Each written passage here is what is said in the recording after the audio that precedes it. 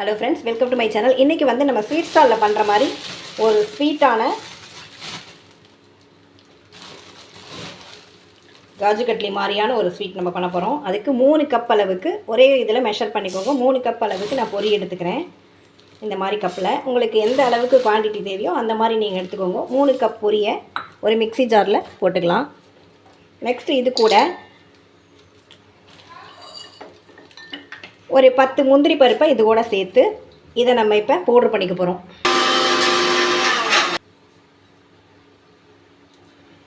இந்த மாதிரி நைஸாக மிக்சியில் பவுடர் பண்ணியாச்சு. இதை தனியாக வச்சுக்கலாம். இப்போ எகைன் அதே மிக்ஸி ஜாரில் 3 கப் அளவுக்கு நம்ம பொரி எடுத்தோமா, அதுக்கு வந்து அதே கப்பில் அரை கப் அளவுக்கு சுகர், ஒயிட் சுகர் ஆட் பண்ணிக்கிறேன். வேணும்னா ஒரு 2 ஸ்பூன் நீங்கள் சேர்த்து ஆட் பண்ணிக்கோங்க. இது கூட நம்ம டேஸ்ட்டுக்கு வாசனையாக இருக்குங்கிறதுக்காக ஏலக்காவும் போட்டு இதையும் நைஸாக பவுடர் பண்ணிக்கலாம். இப்போ நைஸாக பவுடரை எடுத்து இந்த சர்க்கரையை வந்து நம்ம இதில் ஒரு பவுலில் ஆட் பண்ணிக்கலாம்.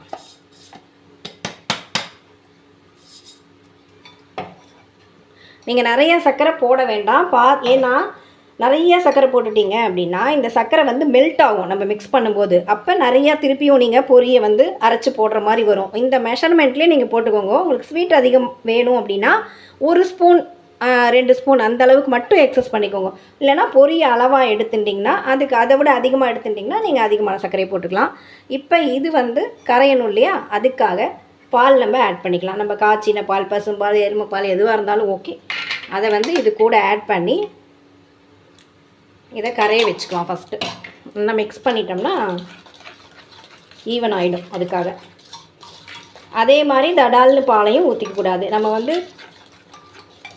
நம்ம எடுத்துன்னு இருக்க பொரி மெஷர்மெண்ட்டுக்கு இது ஈக்குவலாக இருக்கும். அதுக்காக பார்த்து கவனமாக ஊற்றிக்கணும். நம்ம சப்பாத்திக்கெல்லாம் பிசையும் போது எப்படி நம்ம வாட்டர் ஆட் பண்ணுவோமோ அந்த மாதிரி. இப்போ இது பண்ணுறதுக்கு நம்ம அடுப்பு தேவையில்லை, ஈஸியாகவும் இருக்கும். சட்டுனும் குழந்தைங்களுக்கு பண்ணி கொடுத்துடலாம். ஸ்வீட் பிரியர்களுக்கு வந்து இது ரொம்ப ஈஸியாக இருக்கும். பொரியில் பண்ணுறதுனால ரொம்ப காஸ்ட்டும் ஆகாது. இதை நல்லா மிக்ஸ் பண்ணிக்கலாம்.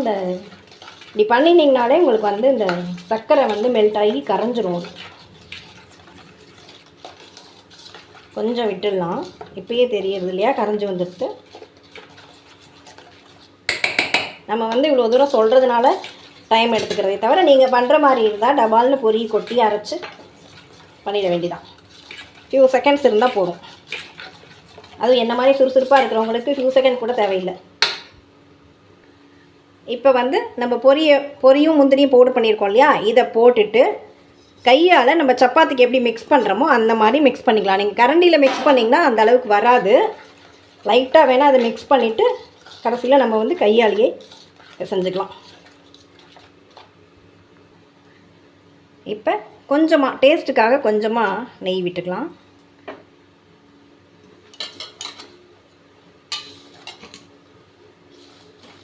நல்லா மிக்ஸ் பண்ணிக்கணும்.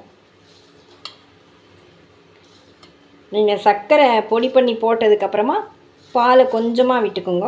அதை மிக்ஸ் பண்ணிவிட்டு நம்ம இந்த மாதிரி கையால் இந்த பவுடரை போட்டு நம்ம மிக்ஸ் பண்ணும்போது உங்களுக்கு வந்து ரொம்ப கெட்டியாக இருந்தது அப்படிங்கிற மாதிரி இருந்தால் 2 ஸ்பூன் பால் தெளித்து நீங்கள் பிசைஞ்சுக்கோங்க.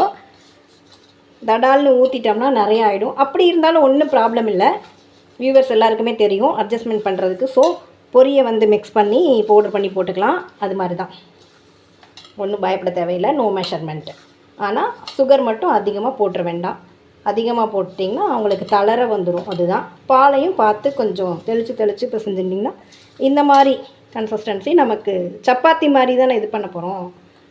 இது கரெக்டாக இருக்கும். இந்த மாதிரி பதத்தில் நீங்கள் எடுத்துக்கணும். இல்லை இப்படி இருக்குது. எனக்கு கொஞ்சோண்டு பால் வேணும். 1 ஸ்பூன் அளவுக்கு கொஞ்சோண்டு விடு. போகிறோம். இப்போ நம்ம இந்த கப்பில் எடுத்துட்டுருக்கோம் 3 கப்பு. அதுக்கு இந்த அளவுக்கு வந்திருக்கு. அதனால நீங்கள் அதை பார்த்து அதுக்கு தகுந்த மாதிரி கூட்டிக்கோ குறைச்சிக்கோ பண்ணிக்கலாம். இதுக்கு மேலே நான் பண்ணுறதை விட யாரும் குறைச்செல்லாம் பண்ண மாட்டாங்க. இதை விட நீங்கள் அதிகம் பண்ணிவிட்டால் அதுக்கு தகுந்த மாதிரியான சுகர் போட்டுக்கோங்க. இந்த அளவுக்கு பண்ணிவிட்டு அப்படியே நம்ம ஒரு பிளேட்டில் நெய் தடவிட்டு இப்படி வச்சு ஈவன் பண்ணிக்க வேண்டியதான். அல்லது சப்பாத்தி கட்டையை வச்சு நீங்கள் பண்ணிக்கலாம். இப்போ நான் பண்ணிவிட்டு காமிக்கிறேன். இந்த மாதிரி ஒரு பிளேட்டில் நம்ம வச்சு சும்மா கையால் அல்லது இந்த டம்ளருடைய அடிபாகத்தினால வச்சு இப்படி பண்ணிங்கனாலே ஈவன் ஆகிடும். இப்போ நமக்கு எந்த ஷேப்பில் வேணுமோ அந்த ஷேப்பில் நம்ம கட் பண்ணிக்க வேண்டியதான்.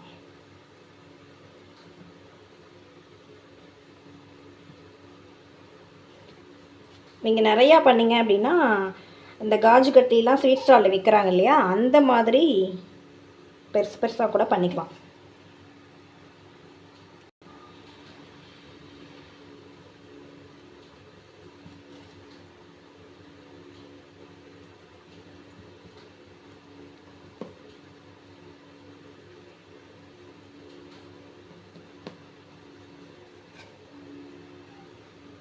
அவ்வளோதான்.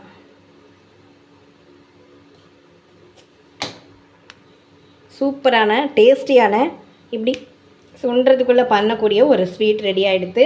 இதை தான் சில்வர் பேப்பர் போட்டு ஸ்வீட் ஸ்டாலில் விற்கிறாங்க. எவ்வளோ சீப்பஸ்ட்டு பார்த்திங்களா? இதை அவங்க காஸ்ட்லியாக விற்கிறாங்க. இனிமேல் உங்களுக்கு தெரியும் இல்லையா, உஷா சமையல் வியூவர்ஸ் எல்லாருமே ஏமாந்து போகக்கூடாது. ஸோ இந்த மாதிரி நீங்கள் ட்ரை பண்ணி குழந்தைகளுக்கு கொடுங்க, இல்லை உங்களுக்கு பிடிச்சிருந்தா நீங்கள் சாப்பிடுங்க. இந்த அழகாக இல்லாமல் வருது அப்படிங்கிறதெல்லாம் நம்ம பண்ணுறதை பொறுத்து, பொறுமையாக எங்கிட்ட இல்லாத பொறுமையை நீங்கள் எடுத்துகிட்டு ஈவனாக கட் பண்ணிங்கன்னா எல்லாமே இந்த ஷேப்பு கொண்டு வந்துடலாம். ஷேப் ரொம்ப முக்கியம் கிடையாது, டேஸ்ட்டு தான் முக்கியம். ஸோ இதை மாதிரி ட்ரை பண்ணி பாருங்கள் ஃப்ரெண்ட்ஸ். தேங்க்யூ வாட்சிங். Thank you friends.